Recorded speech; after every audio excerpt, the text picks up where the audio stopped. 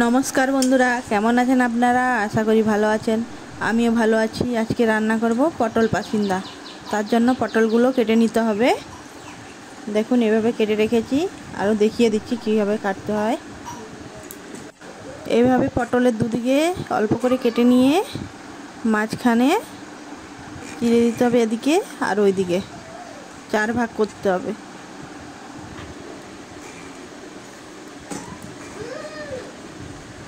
এরকম কাটতে হবে।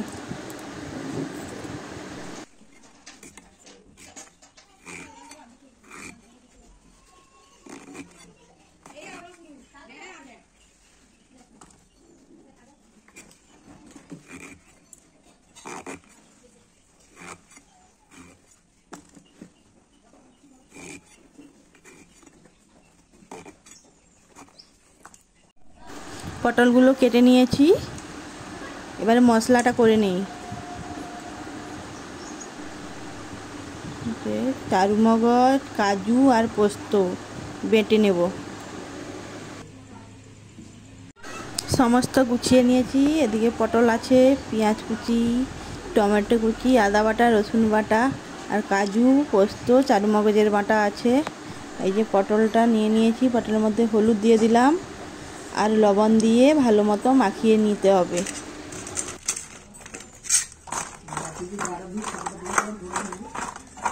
পটলগুলো ভালো মতো মাখানো হয়ে গেছে, এবার ভেজে নেব। ভাজার জন্য কড়াই বসিয়ে দিয়েছি।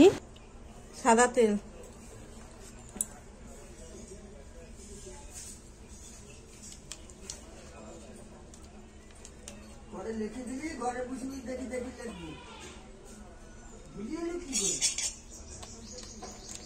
বাটার, সাদা তেল আর বাটার গরম হয়ে গেছে। এবার পটলগুলো ভেজে নেব, ভালো করে ভেজে নিতে হবে।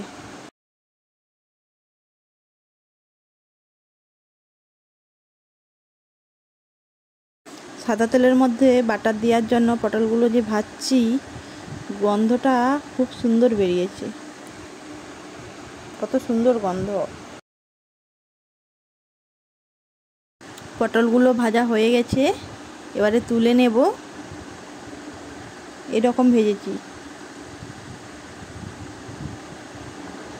তোলা হয়ে গেছে। এবারে বাকি পটলগুলো ভেজে নেব।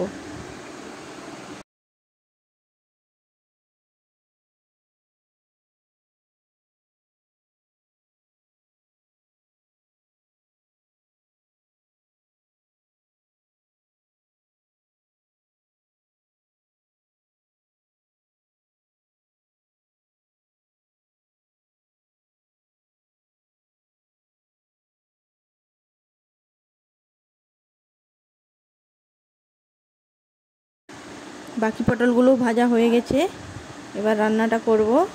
তার জন্য কড়াইতে আরও একটু সাদা তেল দিয়ে দেব।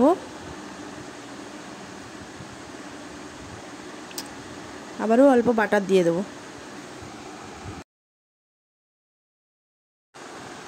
তেজপাতা, গোটা জিরে,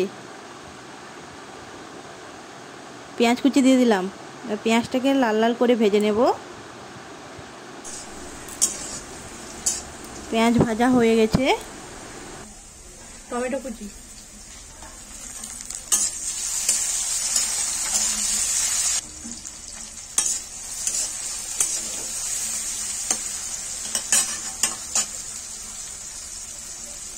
রসুন বাটা,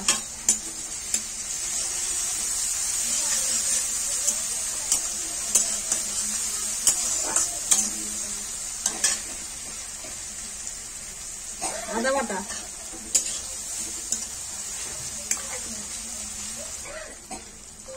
লঙ্কার গুঁড়ো, হলুদ গুঁড়ো,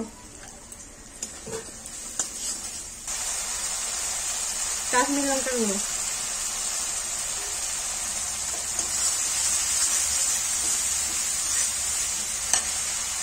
গরম মশলার গুঁড়ো,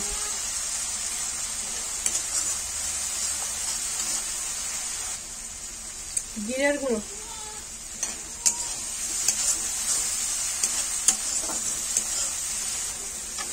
মশলা কষানো হয়ে গেছে, এবারে পোস্ত, চারু মগজ আর কাজু বাটাটা দিয়ে দেবো।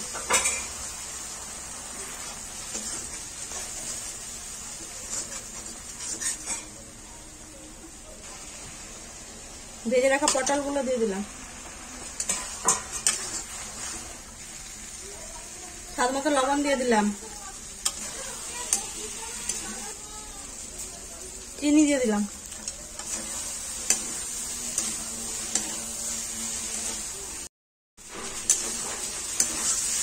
পটলটা ভালো মতো কষানো হয়ে গেছে। এবারে জল দিয়ে দিলাম।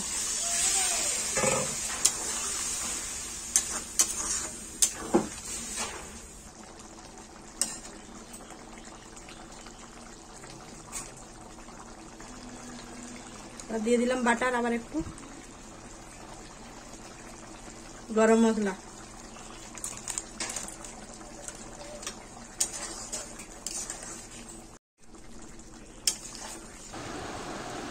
তো রান্না হয়ে গেছে, দেখুন এইভাবে রান্না করেছি, পটলগুলো সব গোটা গোটা আছে।